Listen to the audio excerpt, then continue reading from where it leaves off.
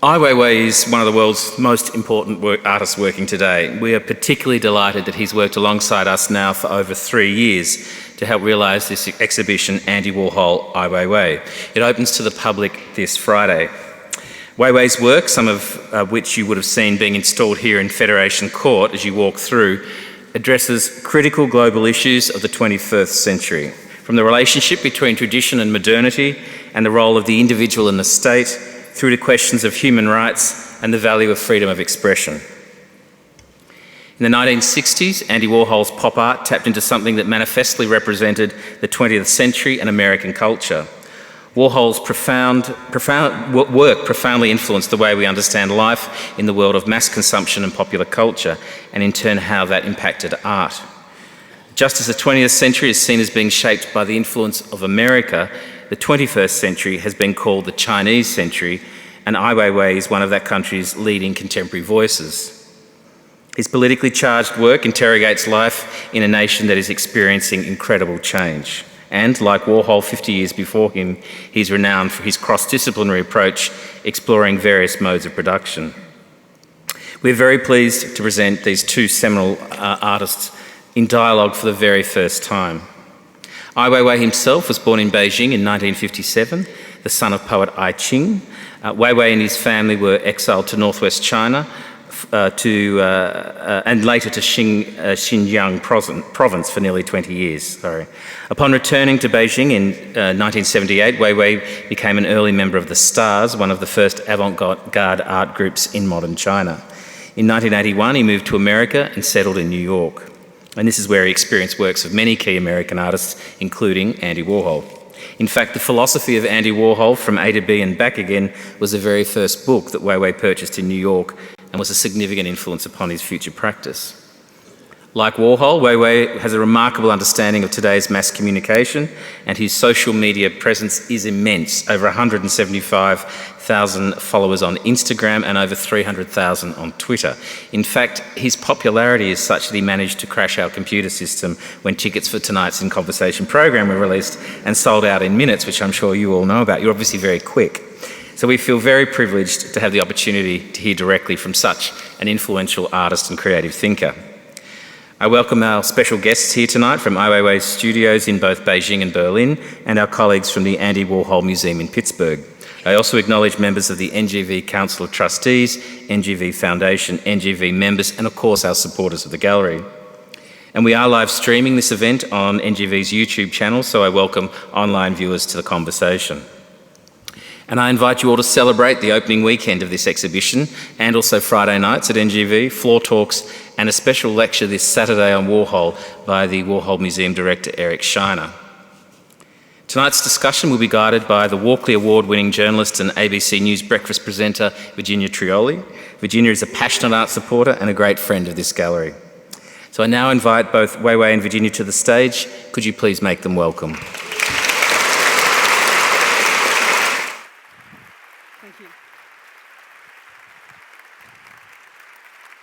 Ai Weiwei.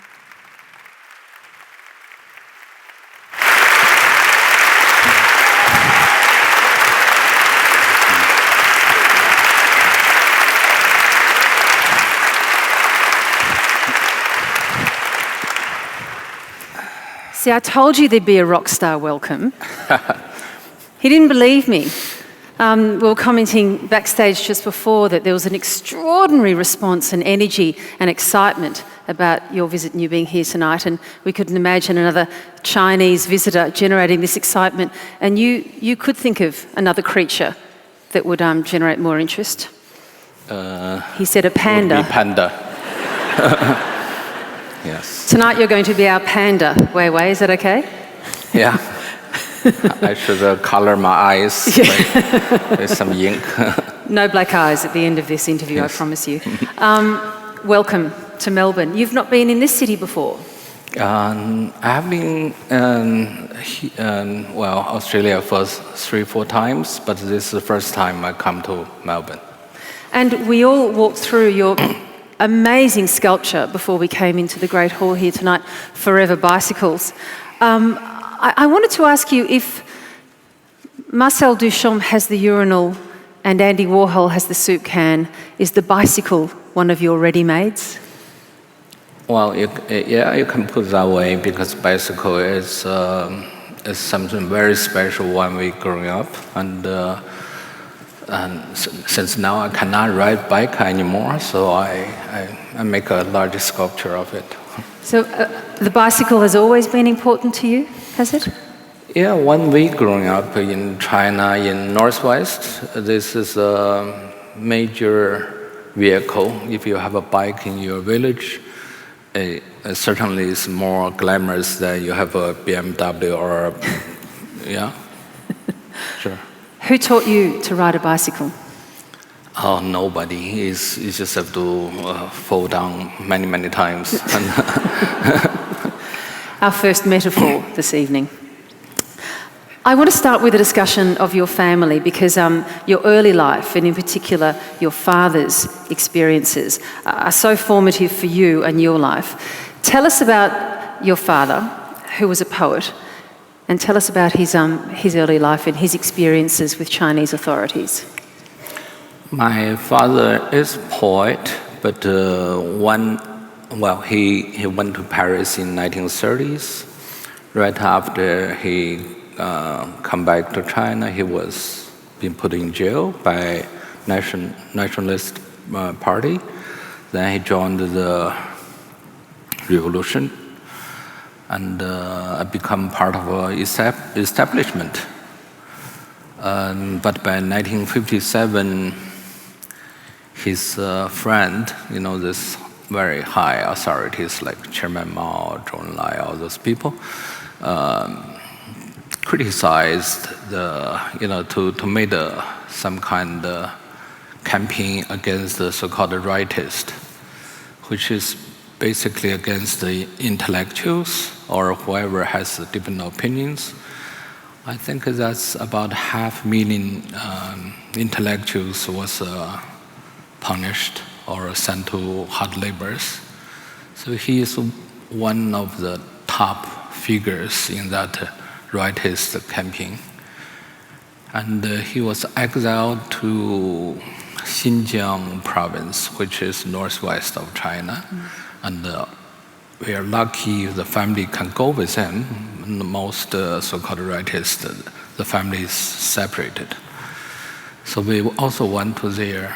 And so even he's an extremely well-known poet in China, when I growing up, he cannot write our words, cannot write any poetry or cannot publish anything.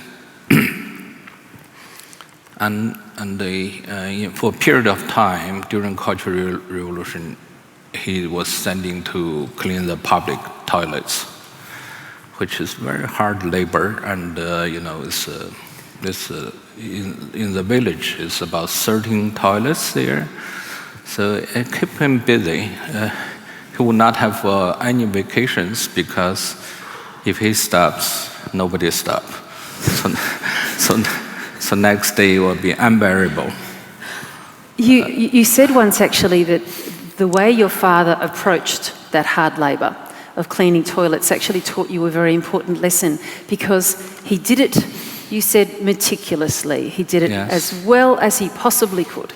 Yes, that's maybe my first lessons from my father, is because as a child, you're always victimized by the social consumptions. If your father cleans the public toilet and is enemy of the people, so it's kind of hard in the village, even it's a small village.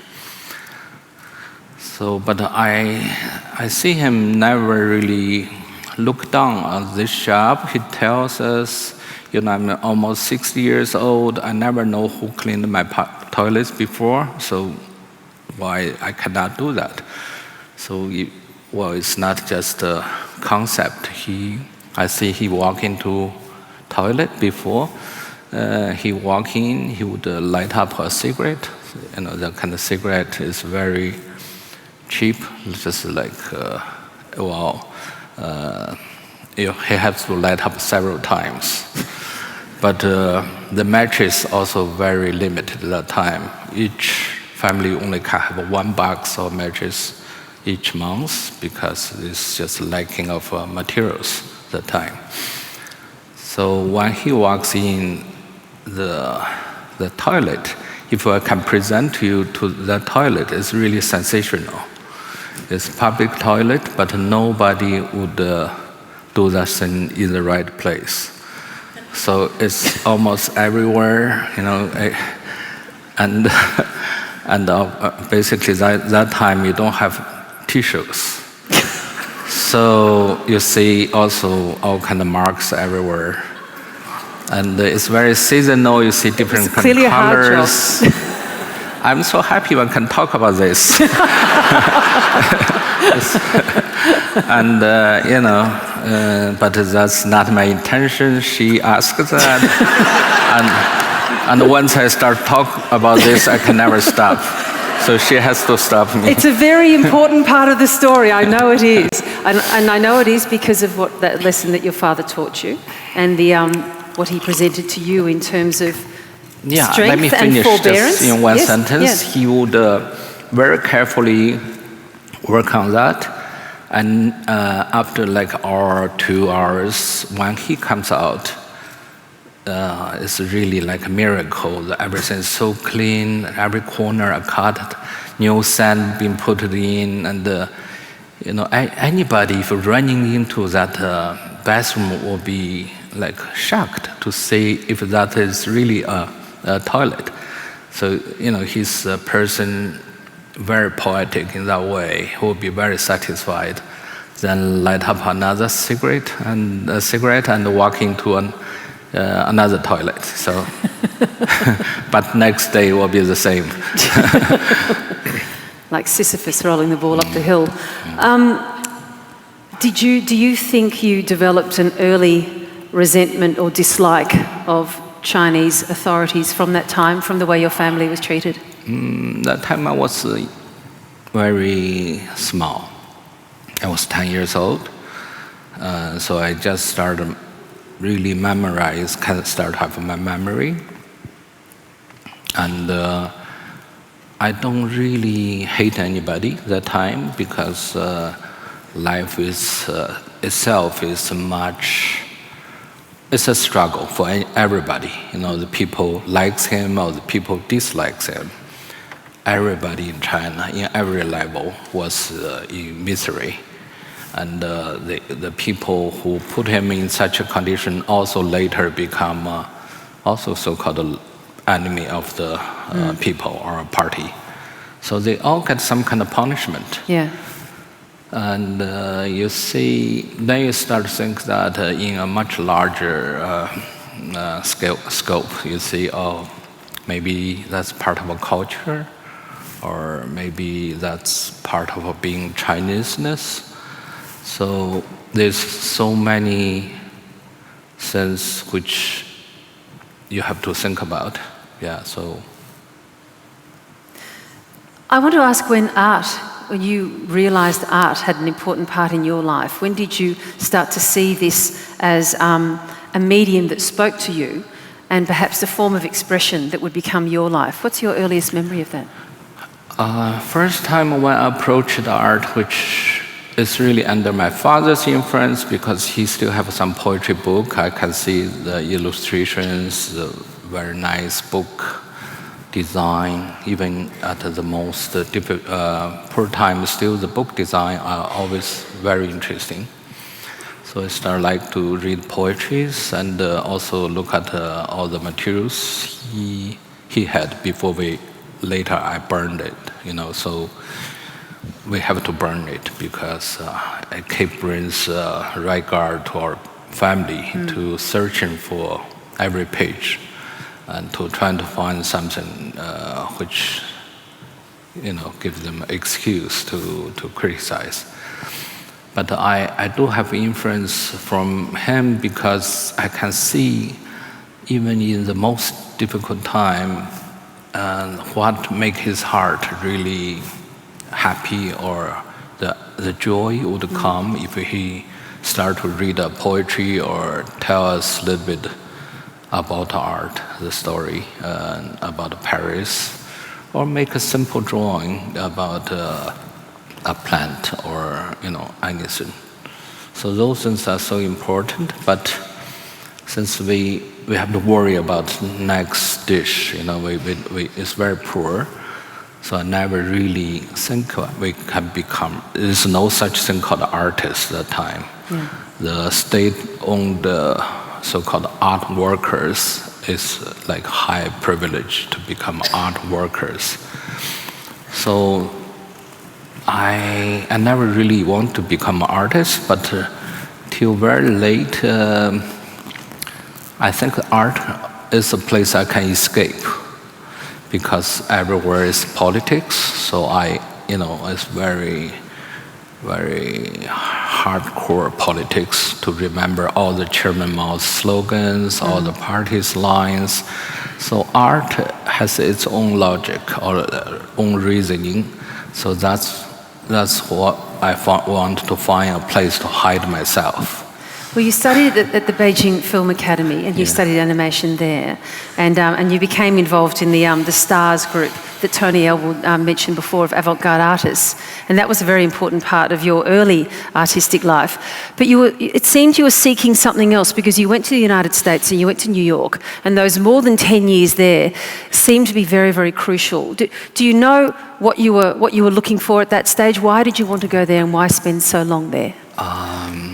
Well, I become an artist because I want to escape the politics in China, and I see it's very crude and very dangerous even to stay in China then. I see people we know get into prison, and only because they are young and they start to think about the future of China. So I told myself I have to escape, and so I went to United States, and of course went to New York. The reason I went to there is America or New York is like the most hated by communists. I think that must be the farthest place I can go. I told myself I will never go back. Later I made a mistake. I really went back, and that's how I spent 12 years in United States, 10 years in New York, and by then I got to know artists like Duchamp, Jasper Johns, Andy Warhol, and all conceptual art and all the whole American traditions. Indeed, and that's where it seems your conceptual practice really took root and came together. But the photography never left you. You were photographing the entire time you were there. And photography and imagery making of that kind, and filmmaking is central to the work that you do. Why do you love photography, and why do you love film work so much? First, in New York, I rented many apartments, but each of them are very small. Yes. So you cannot really work on painting because I paint very fast. So it takes a few days. I would fill up the whole apartment, and so it's not a very economic way to. But you still need something in your hands. So a camera would be next thing to do. And in my refrigerator, there's no other kind of products except films. I did it's nothing really. I never even intend to print those prints until I went back to China. I found an assistant who did for me, but it's not intend to show anybody, or I don't even dream I can show that to anybody. At that time, you produced one of your most significant works, which is actually here on exhibition in the show, which you'll finally get to see when it opens a little later in the week, which of course is Safe Sex, which is the raincoat and the condom, produced at the apex of the AIDS crisis around the world, but particularly in New York. Was the AIDS crisis a big part of your life? Was it affecting you and people that you knew at that time? In the 80s in New York, it's a big part of everybody's life. You know, everybody gets scared because nobody knows how, and people just feel very insecure. Suddenly, something which can come from such an intimate contact. You know, so everybody gets scared. And you know, in the 60s, it's about you know, rock and roll or drugs or sex, but suddenly you heard about this AIDS situation. But at the same time, people are kind of shy away from it. You know, not people doesn't really mention it. Like today, you can say AIDS very openly. So it's still a little bit a secret at the beginning, but it's very scary. So, yeah. As a conceptual artist, it seems that you've never wanted to have any medium, any field off limits to you, whether it be sculpture or photography or filmmaking or publications or film. Are you a restless artist?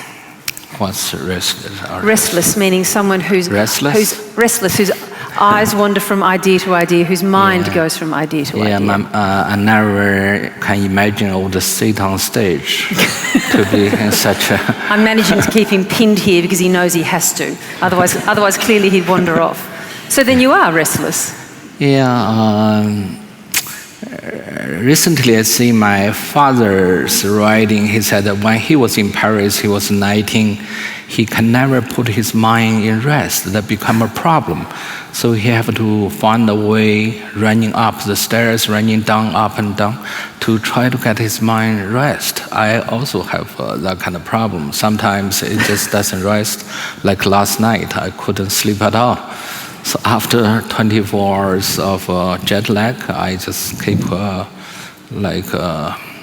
alert all the time. So yeah. So what do you do to put your mind at ease when you get into that state? So I just to have conversations like this.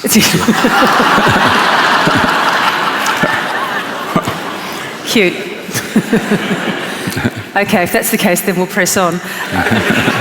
I want to talk about a few of, I guess, your iconic works that I'm sure many people in this room, all your fans here, will be familiar with.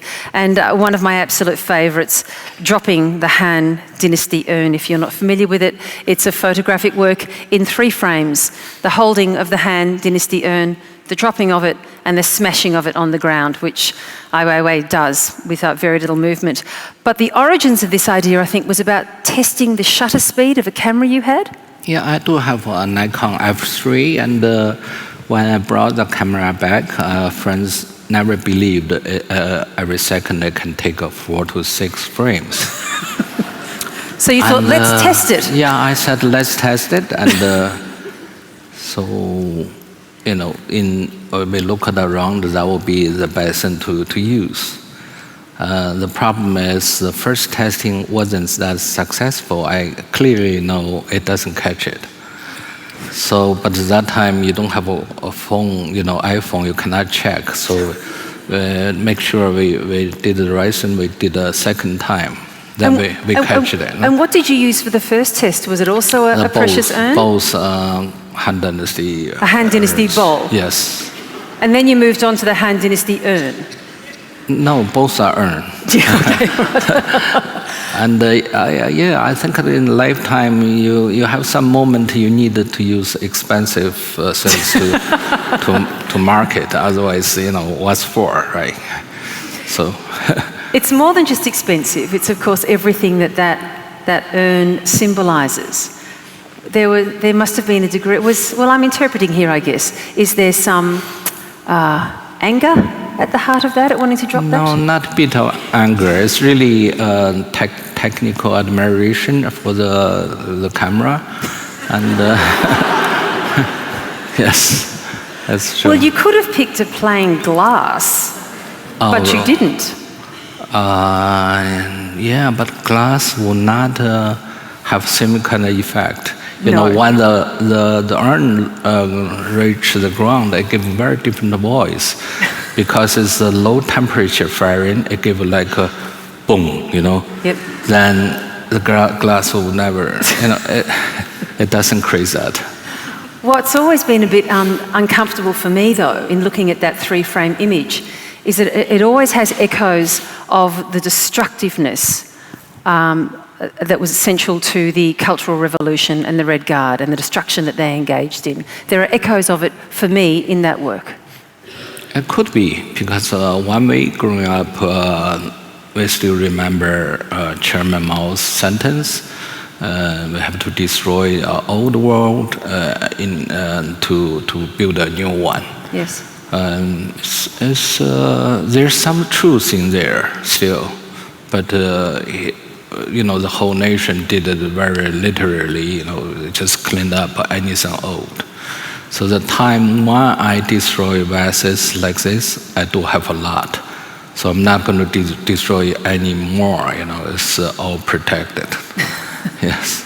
Well, you alluded to something just before when we were speaking about your family's history and the burning of your father's possessions that might get him into trouble, because you were co-opted into that. You had to take part in, I think, in burning some of those possessions, didn't you? So oh yes, there's that history that pulls through you too. I helped him to burning every page of his collected books, and those books are so beautiful. I never see books like that beautiful. So later, when I walk into a bookstore, I will stand there for a while, then I would just turn away, and you know, I don't need to read any more books, you know, because I see what's a book burning like. So because that line, that history of destruction, to quote Chairman Mao, to break it down in order to make something great, and the way that you approach that idea, it has a strong and powerful history in your family and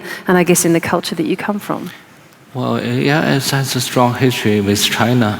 Basically, China really destroys the whole tradition and its past, or still trying to. Yeah. And so that's, yeah. Let's talk about the whitewash and coloured vase series as well, which are the vases and the urns that you then dip in contemporary paint in various ways, and are displayed here as well as part of the exhibition. A beautiful combination of them in the first room as you walk through. What were you thinking about? What idea were you trying to grapple with that particular sequence? That is really because, very strangely, that work sells well. I really have no interest after I did the first piece, but you know, maybe we're not talking about that part. Yeah. Hey, an artist has got to sell your work. An artist has to eat. Well, yeah, when you sell too much, that's also a problem. Your many works with tables and chairs, of course, will also be very familiar to people in this room. And the first and only time before this that we met and talked, which was back in 2008, for an interview we recorded for ABC TV, was at Sherman Galleys in Sydney, where you had that beautiful construction called Through. Tell me about working with objects that are ordinary, because of course they're simply tables and chairs, at the same time as containing so much history and being very beautiful themselves, being made of such lovely wood. What are you thinking about when you're working with these and putting together the combinations that you do? Yeah, basically we are living in a world which everything old is going to be destroyed for different reasons.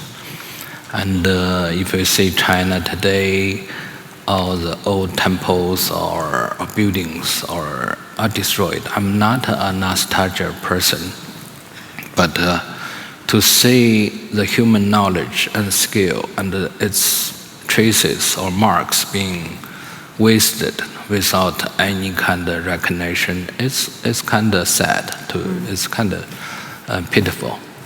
So when a collector told me there's some temple wood he collected from hundreds of years ago, and so he sold to me, which with a few trucks. It stayed with me in my studio yard for a long time, many years. I don't know what to do with it. It's really very fine wood. You couldn't see the wood in that size, in that kind of quality at modern time.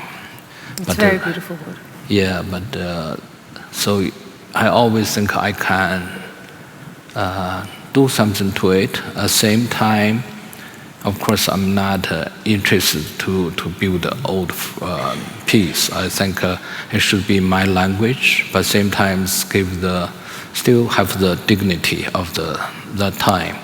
So you can say it's kind of ready-made.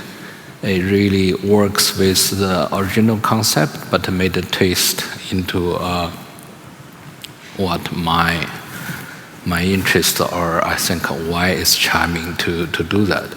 So I always try to make a minimal effort, and so that series of work come from that. Yeah.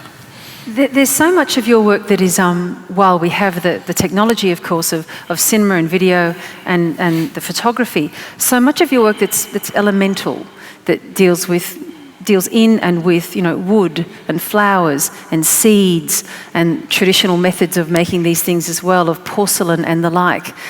How important is the elemental in your life and your working life as an artist? And elemental in what way? In terms of those basic elements of flower, wood, seed, so far removed from the technology that you also equally embrace with a great deal of passion. Yeah, it's the very essential element of the universe or the things around us, which is always fascinating. It's beyond our comprehension sometimes. Why people develop the skills or understanding for certain materials, and it's always attractive. But at the same time, you want to know the nature of it by working on it. So for me, it's very much like a study and also fascination about how to overcome some kind of technical or skill difficulties, or how to challenge those craftsmen, because they're always very proud of what they're doing, and give them some kind of tricks, and so that's how I worked with that. Another major piece of yours, of course, that we're all very familiar with is the Bird's Nest Stadium that, of course, was built for the Beijing Olympics, and your denunciation of the Olympics shortly thereafter. When you look at that structure now, at that building, what do you think? What do you feel about that building? I think it's a very beautiful building, very bold, has a very strong ambition. It reflects the time of China, and also still today is not well used, but still reflects the time. They don't know how to use a public structure or which really belongs to the city or belongs to the people, but for somebody who doesn't know how to use it, so it becomes like a skeleton, but still it's a mark of that time, But you must hope, I guess, there's some way for that building, and it is a very beautiful building, for it to be better used perhaps into the future. Do you think somehow it might be better understood and reclaimed in a way? I do think so. I think it should be, any building at that kind of cost should be used by the city, and much better used, right? One writer recently noted that as the years go on for you, the line between your art and your life has become indistinguishable. When did you become aware, when were you conscious that activism had become a major part of your art project, that activism and art were coming together for you? And I only become fully aware when my head has been put a black hood, driving to a secret place. I got some kind of warning before, and my friend Uli Sik told me, said, Weiwei, be careful, people start calling you activist. I laughed about it. And you laughed about it because you didn't think you were an activist? Because I don't care what people calling me. And till I have been put a handcuff, then I have to be careful, because if I have to go to bathroom, I have to ask them their permission. So, it's otherwise I still wouldn't care. People, they call me this or that, Because the project has come from deep inside you, and very early on in the films that you made, in the photographs that you did, there was a sense that you, let me ask you rather than try and put words in your mouth, was there a fight that you were wanting to have, or was there an argument that you were wanting to put? I certainly, from very young, I'm very profound in argument. And I realized that from my father often get angry of me because my argument. You were argumentative from an early age. Yeah, as a poet, he simply cannot win the game. So then as a result, I would end up beaten by him or something. He can get very angry very fast. But of course, he's very nice, very kind man, but he's a poet, So that makes me feel, the argument is really very interesting. Since, even you're very weak, but you still can put up a strong argument. And nobody in the universe can really, it's very difficult to face any kind of argument, actually. Yeah, so it become my little trick. Yeah. What sort of works were you producing when your friends started to say to you, Weiwei, be careful, you'll call yourself to the attention of the authorities? What works were you producing at this time that they were worried about? Simply, it's not what I produced, but it's about I stopped to produce any art. For some years, between 85 to 89, all my time is on the internet. At the beginning, I can use Chinese internet, and after 1 or 2 years, because my activity, several sites being shut off, I feel I become very powerful because my activities, certain internet site can be shut off. Yeah. This is when you were doing a great deal of blogging, and this was essential to your life. Yes, that time I do feel, this is really powerful. To take a nation to shut off a major internet site because we had fun, we just had too much fun in there. And we will spend 24 hours on the net, and it seems a revolution or a riot any moment when you touch the keyboard. So you can light up the fire any moment you like to. That's very short time, but it really gave me an illusion. If I can do that freely for a moment, I will not sit here today. So that gave me a big trouble later, So that's the moment my friend said, "Weiwei, careful, Well, when we talked back in 2008, I noted in that conversation that despite your provocation, back then, the authorities had largely left you alone. At that stage, they had. Nothing outrageous had happened to you by then. Why did that change? It takes some time for a really big animal to react.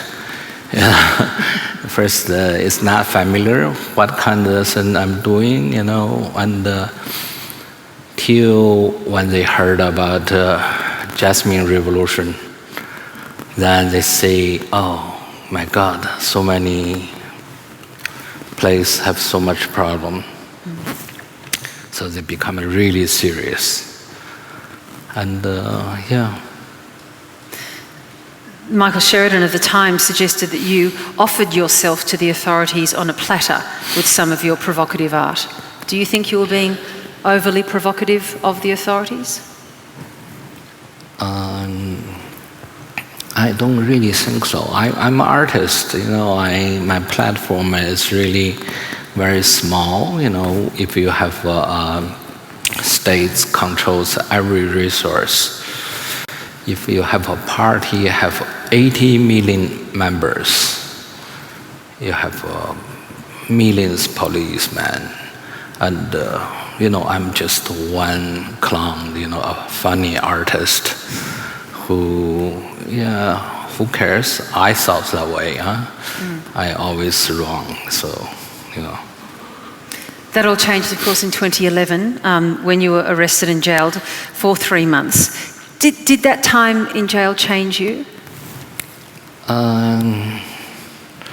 It didn't change me in principle, but it does change me on my behaving.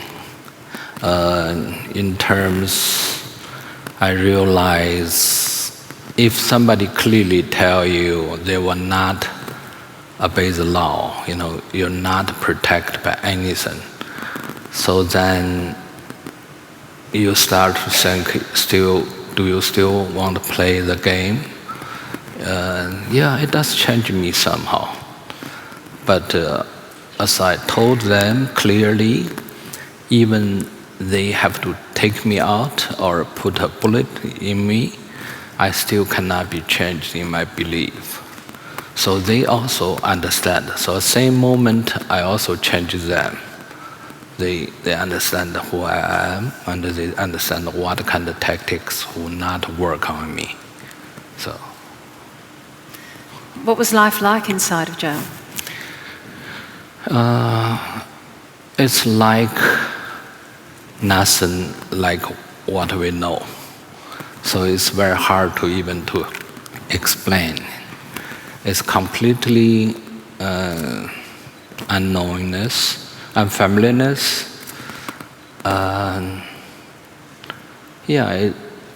It just basically dropped into bottom of ocean or a hole, a deep hole. And of course, you would not have your voice. You cannot hear your voice. If you cannot hear your voice, you have an illusion you have no voice. So, it's very bad experience. When you came out, were you determined to pick up your artistic visions, really, and project where you left off, or did you feel that something had to change with the work that you wanted to do? I don't have much illusion about that kind of change. It will take much difficult time and effort than I used to imagine. But I do owe public some kind of answer about what has been like. So I have to make some work, clearly state my situation. I think that's part of a responsibility. As long as I'm alive, I always owe somebody something. So, yeah.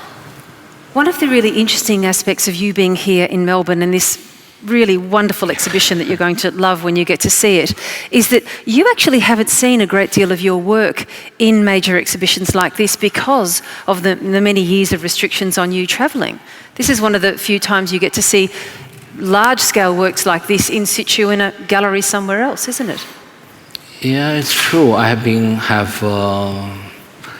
so many exhibitions. If my assistant told me how many, I wouldn't believe it.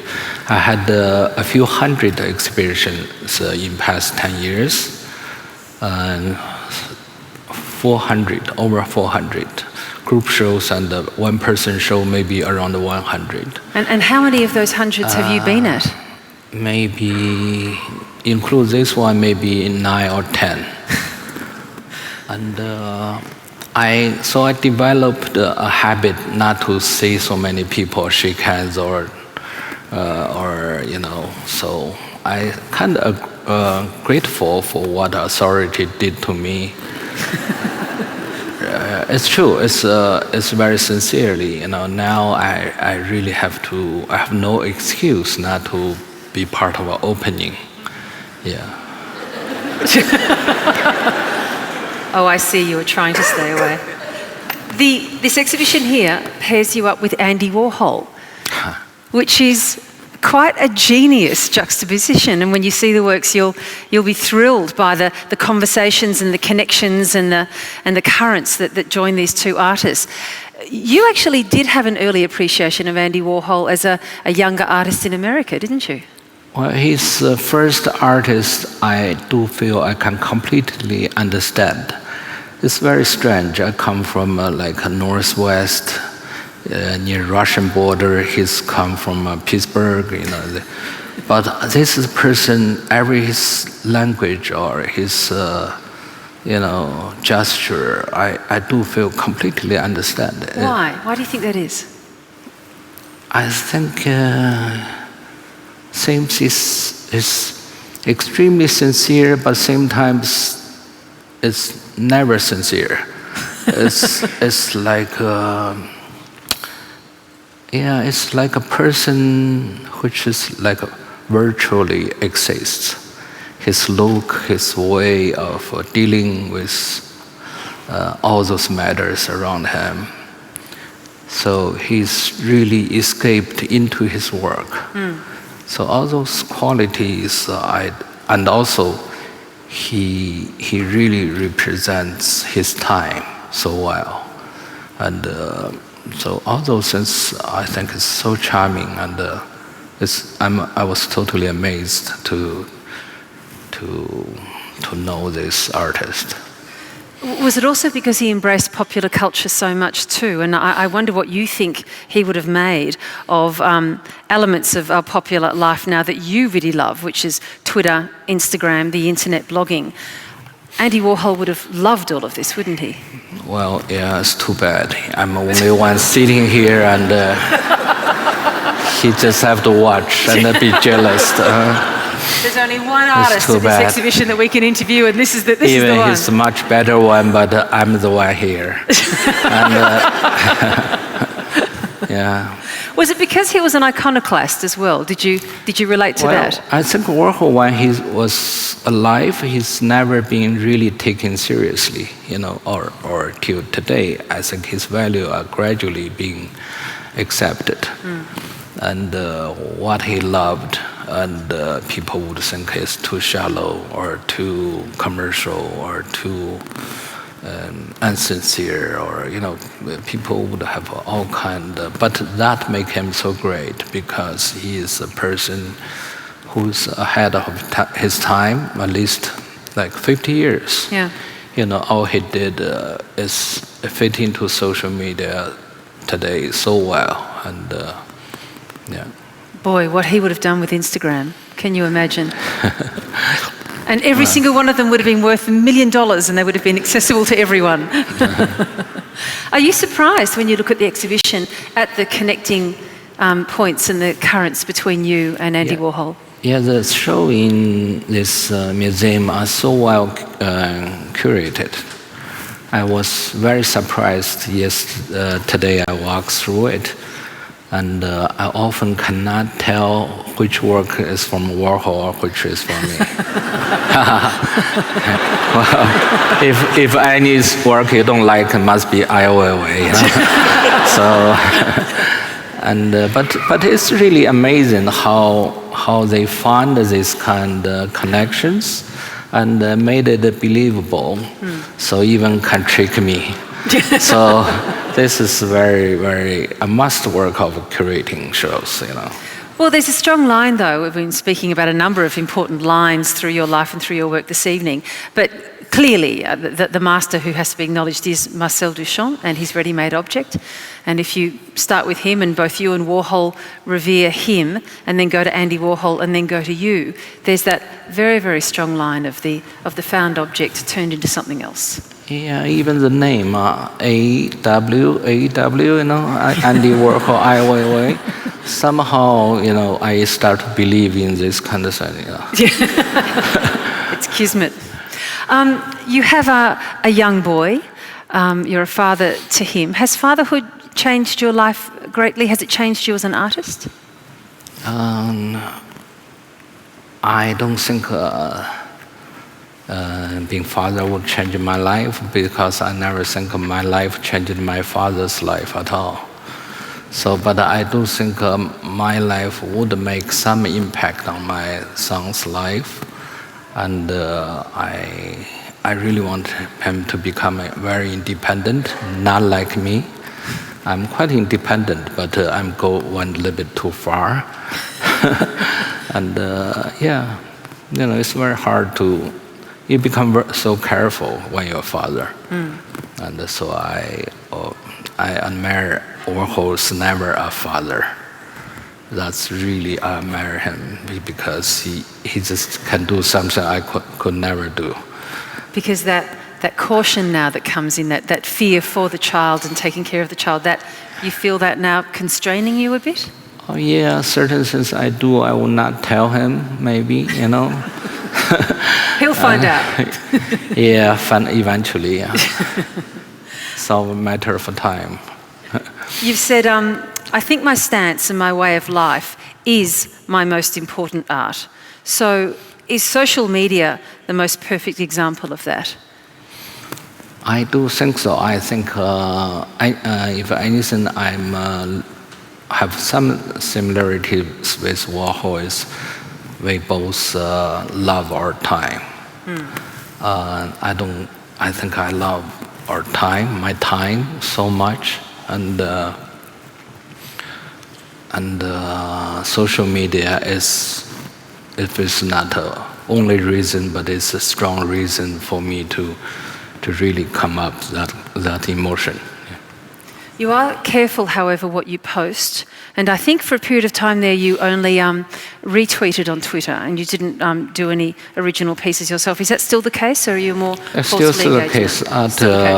By 2009, I announced by 2013 I will quit the tweet, and that time Today I still read my old tweets. I made a good decision because almost said everything I could, and I did. I don't know if I publish my tweets, will be like 20 books.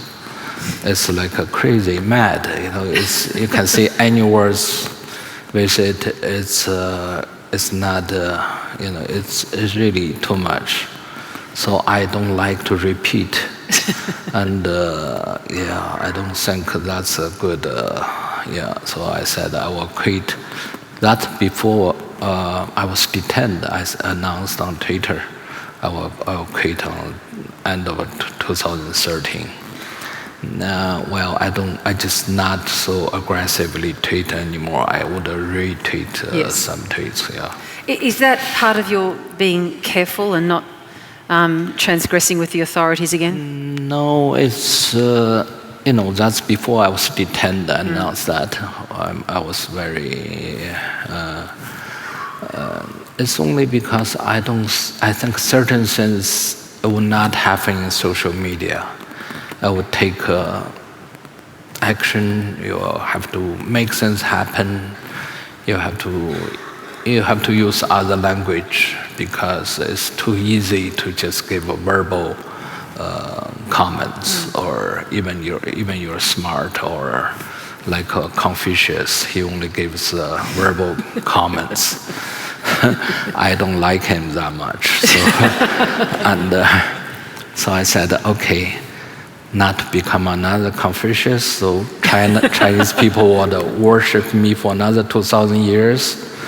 So I said, let's quit it, On that score, though, now that you have been released for some time, do the authorities leave you alone? Are you free to live your life? Are you followed or harassed? Yeah, you mean now? Yeah. I think there will be one or two people here to listen to our conversation, but which is, that's why we would have conversation, Communication is always important. I always have been followed on my phone or everything. I never change a phone number because I like them to listen to it.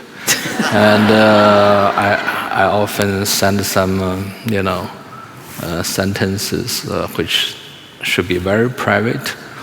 But every time I send that kind of message, I feel very happy about it.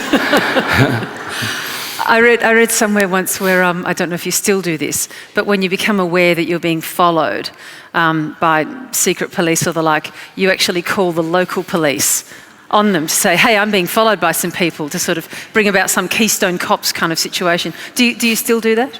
I was very naive. I was so interested in doing that. I would call the police would come, they would park the car, then they know each other, they pretend they don't know it. So I bring them to the station, we have to sit down to fill up the paper. Then after many hours, the police, they are not very well educated. And I'm not talking about in Sydney or in Melbourne, but in there, if they really trying to fill up a paper, it takes a long time. It takes a long time just to write down a few words. So after they finish that, I said, this has to be signed, and all those procedures. Then they would look at me, laughed, said, forget about it, it's our people, we cannot do it. I said, okay, if he told me his police the first time, at the beginning, I would not bring him to here, only because he said he's just. Once I asked why you following me, he said I'm a citizen. I'm not a. I said, what you talk about your citizen? Because citizen, this word in China, only people in the internet you can use. Nobody calls themselves a citizen, because So I said Then I realized he's undercover police. You're here as, of course, an honoured guest and the artist of this exhibition, but I guess you're also here and you can be something of a tourist. Are there things that you like to do when you're finally able to get out and travel and be in another country? This is, for me, it's like a tourist situation here. And you feel like the panda again, being looked at? Yeah. I've been take selfies, and it's good. I never like to be a tourist. You can see the proof. I did the study of perspective. Yes, exactly. The study of perspective, of course, is the series of photographs where Ai Weiwei is giving the finger to major monuments. Yes. I would say another moment of anger from you. Well, it's just exercise of my left arm. Of course. Yeah. Now, once upon a time, you were a very keen blackjack player. There's a casino just around the corner here. Are you interested while you're here in Melbourne? Would you stop by? You want to know the truth? Mm-hmm.